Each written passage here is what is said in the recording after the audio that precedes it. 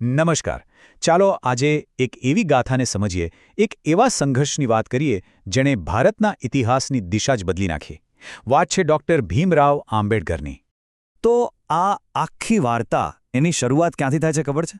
કોઈ મોટી રાજકીય જાહેરાતથી નહીં, પણ એક સામાન્ય પણ બહુ જ ઊંડી તરસથી. એક એવી તરસ જેણે બધું બદલી નાખ્યું. શરૂઆત કરીએ એમના બાળપણથી. અહીં આપણે એ અનુભવો જોઈશું જેણે એક નાના બાળકના મનમાં અન્યાય સામે એક એવી જ્વાળા પ્રગટાવી જે ક્યારેય બુજાઈ નહીં. કલ્પના કરો, બે ઘટનાઓ જેણે એમના જીવનનો પાયો નાખ્યો. પહેલી, એક નાનો છોકરો ભીમરાવ, ગળું સુકાય છે પણ શાળાના માટલાને અડી નથી શકતો. પટાવાળો દૂરથી ઉપરથી પાણી રેડે અને એને ખોબામાં પીવું પડે. કેમ? કારણ કે એ અસ્પૃશ્ય છે.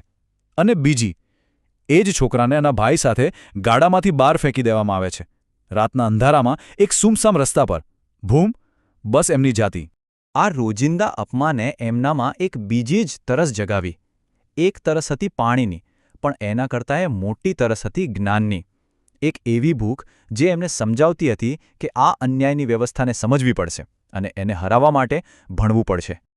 તો પછી આ બધા અન્યાયનો જવાબ એમણે કેવી રીતે આપ્યો? હિંસાથી નહીં, પણ એક એવા શસ્ત્રથી જે દુનિયાના કોઈપણ હથિયાર કરતાં વધુ તાકાતવર હતું, અને એ હતું શિક્ષણ. એમણે નક્કી કરી લીધું કે પોતાની બુદ્ધિને જ પોતાનું હથિયાર બનાવશે. અને આ જ્ઞાન મેળવવા માટે તેઓ હજારો માઇલ દૂર ગયા, અમેરિકાની કોલંબિયા યુનિવર્સિટી. એક એવી જગ્યા જ્યાં જ્ઞાનના દરવાજા કોઈની જાતિ જોઈને બંધ નહોતા થતા. અને એમની પ્રતિબદ્ધતા કેવી હતી?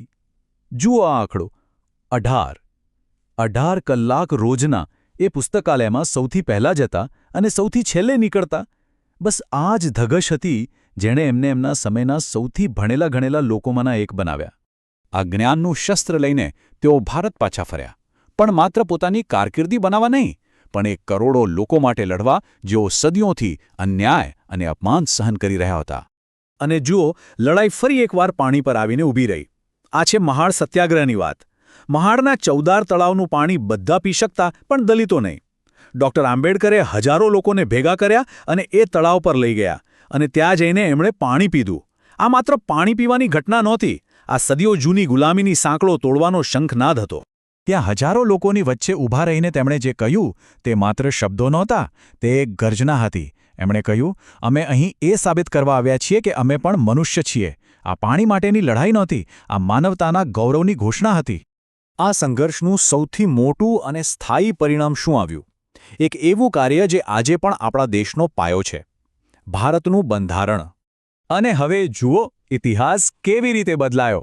જે બાળકને એક સમયે શાળામાં પાણી પીવાનો હક નહોતો, એ જ વ્યક્તિના હાથમાં હવે આખા દેશના કરોડો નાગરિકોના અધિકારો લખવાની જવાબદારી હતી. કેટલી મોટી વાત કહેવાય. તો આ બંધારણ શું છે? એ દરેક અન્યાયનો કાયદાકીય જવાબ છે જેનો તેમને સામનો કર્યો હતો. એ એક એવું કવચ છે જે દરેક ભારતીયને જાતિ, ધર્મ કે લિંગના ભેદભાવ વિના સમાનતા અને ન્યાયની ગેરંટી આપે છે. પણ એમનું કામ હજી પૂરું નહોતું થયું. એમનું છેલ્લું અને કદાચ સૌથી ક્રાંતિકારી પગલું એક આધ્યાત્મિક નિર્ણય હતો, જેણે એમના વારસા પર અંતિમ મહોર લગાવી દીધી. આ એમની પ્રતિજ્ઞા હતી. આ એ ધાર્મિક માળખાનો સંપૂર્ણ અસ્વીકાર હતો જેણે એમના મતે જાતિવાદને યોગ્ય ઠેરવ્યું હતું. જેની સામે તેઓ આખી જિંદગી લડ્યા હતા, એ જ વ્યવસ્થાને એમણે અંતે ત્યાગી દીધી. અને એમના નિર્ણયની અસર? એ એકલા નહોતા. જુઓ આંકડો, લગભગ 5 લાખ લોકો. એક જ દિવસમાં 5 લાખ લોકોએ એમની સાથે બૌદ્ધ ધર્મ અંગીકાર કર્યો. આ માત્ર ધર્મ પરિવર્તન નહોતું, આ સામાજિક ગુલામીમાંથી મુક્તિ માટેનું એક મોટું આંદોલન હતું. તો ડૉક્ટર આંબેડકરનું જીવન આપણને શું શીખવે છે? એ એક આખો બ્લુપ્રિન્ટ છે અન્યાય સામે લડવાનો. એમની લડાઈ એમના સમયના અધિકારો માટે હતી, એ તો સાચું, પણ આ વાર્તા અહીં પૂરી નથી થતી. એ આપણા માટે એક સવાલ મૂકીને જાય છે કે આજે આપણા સમયમાં આપણી લડાઈ કઈ છે?